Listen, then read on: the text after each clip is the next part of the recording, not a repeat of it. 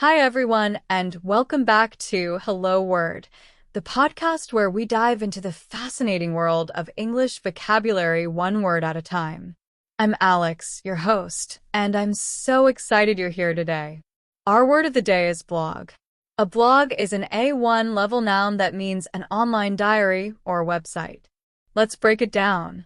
A blog is a place on the internet where someone writes about their thoughts, experiences, or interests, kind of like a digital journal.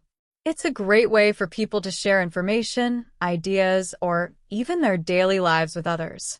For example, someone who loves traveling might have a blog where they share tips, photos, and stories from their trips.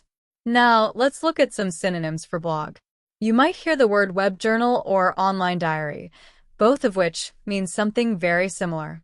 For instance, Maria started an online diary to document her fitness journey.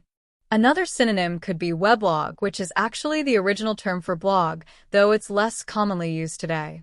On the flip side, some antonyms for blog include book or notebook, since these are more traditional ways to record thoughts or share stories. For example, instead of keeping a blog, he writes all his poetry in a notebook. So, how does blog show up in everyday life? Think about the millions of people who share recipes, life hacks, or travel tips through their blogs. You might read a food blog to find a recipe for chocolate chip cookies, or follow a fashion blog to see the latest trends. Let's try using blog in a few sentences. She started a blog to share her favorite book reviews. I read a blog about how to grow your own vegetables at home. He updates his tech blog every week with the latest gadget reviews.